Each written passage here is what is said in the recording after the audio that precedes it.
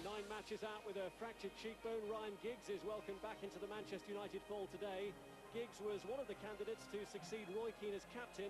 The man given that honour, Gary Neville, isn't in the 16. A slight thigh injury sees him save for the Champions League game against Benfica on Wednesday. Harry Redknapp will find plenty of familiar faces if, as expected, he returns to Portsmouth next week. If Richard Hughes had been fit, the majority of the team today would have been Redknapp signings. But Hughes has tonsillitis, so his replacement John Theophara's presence means that of the starting 11, 5 were brought in by Alan Perrin, 5 by Redknapp, and Gary O'Neill's association with the club goes back beyond both. Griffin under pressure from Park. Park didn't give up on it, and it pays off as he finds Rooney. And Nistelrooy shot in the end, and Ashdown for a moment looked set to spill at the feet of Scholes. It's a snapshot, isn't it, from the edge of the box. And great foraging really by Park. That's the type of thing that he's in this side for, really. Never gives defenders a moment's peace. Here's Park, now Rooney. This is Brown. Around the back is Ryan Giggs. And here's O'Shea.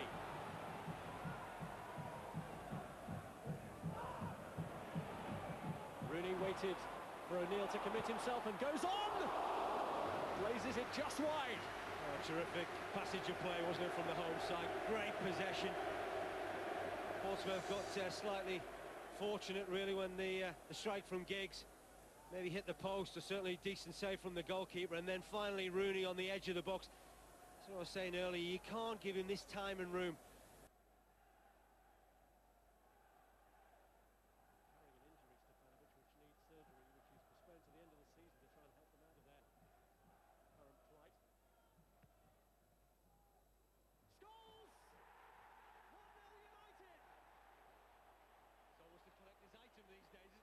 Goal scoring. I have to say, as well as Portsmouth have dug in the early part of this game, this is awful marking. You know, you work on set pieces during the week and you know which player is designated to pick up the opposition. And Stevanovic seems to catch Scholes in a position where he feels that he shouldn't really be marking him. In the end, he has to do a job, doesn't get anywhere near him. No one on the post to maybe clear what would have been that chance to defend for Paul Scholes, who has had a massively lean spell for him this season. Never got an easy time when you're a centre-back against Joe Jordan. Here's Rooney, Van Nistelrooy's onside!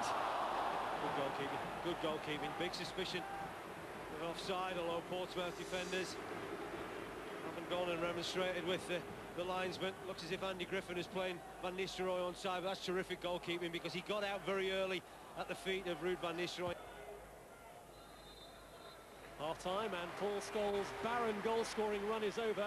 After 22 games without one, he headed a 20th minute corner into the net today. Inquest in the Portsmouth defence about how he was allowed the freedom for that header, but it might have been worse for Pompey at half-time had Ruud van Nistelrooy been able to convert a second, but he was denied at close range by a very good save from Jamie Ashdown. So at half-time it is Manchester United 1, Portsmouth 0. And with United's Champions League future in the balance and the game against Benfica coming up, Sir Alec Ferguson taking John O'Shea off at half-time and sending on in his place Kieran Richardson, whose last Premiership goal was against Portsmouth, although not in the colours of Manchester United. It was the one that in the end ensured that West Bromwich Albion's great escape was completed during his loan spell there last season. No changes of personnel at half-time for Portsmouth, whose 2 matches under the caretaker charge of Joe Jordan have been against Chelsea and against Manchester United. I wouldn't say it, but I'm sure he might be thinking Milan Mandrić might have picked a better time to dispense with the services of Alan Perrin. I can certainly understand the change that Manchester United have made, if it is a tactical one, Rob, because United have had a lot of possession. And Noir has tried to play Taylor in, and that could have been just the sort of start that Portsmouth wanted in the second half. Park. Richardson. Here's Scholes. Van Nistelrooy, Rooney! I think he's just been slightly off the mark as far as his general game today, Wayne Rooney. Such are the expectations of this boy, you really do expect him to test the goalkeeper from situations like that. Goal against Newcastle United last year springs to mind when he took it on the volley and planted a strike past Shea Given. Manchester United are going to make a change that they hope will bring the necessary spark. Ryan Giggs is coming off.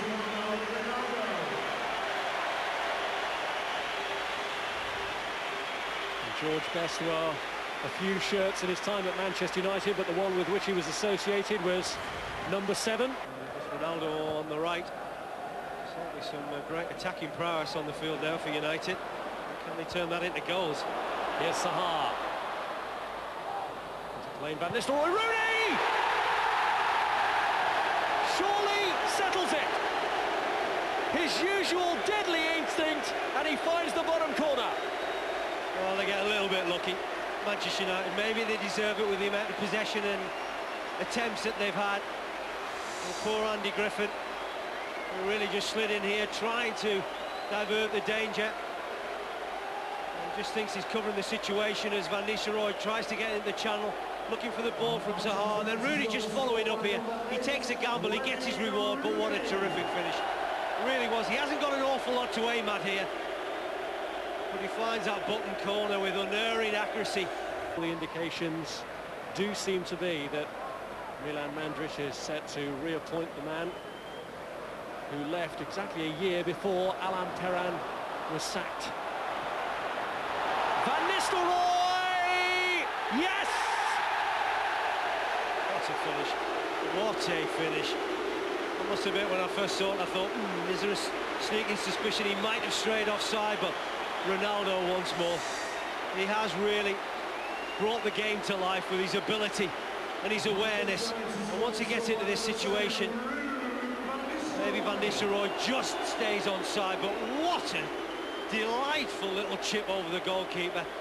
Ashdown, very similar to what he did in the first half. He tries to close down Van Nistelrooy quickly and make it very difficult for the United striker, but absolute audacious flick by Manchester United's number 10.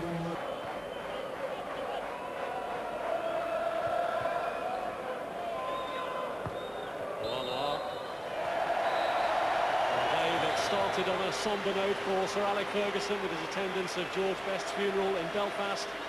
Ends in more uplifting circumstances with this latest Premiership win. The breakthrough coming against Portsmouth inside 20 minutes thanks to Paul Scholes' header, ending a 22-match barren scoring run. And 2 goals in the last 10 minutes rounding it off, an instinctive strike from Wayne Rooney and a really cute finish at the end from Ruud Van Nistelrooy.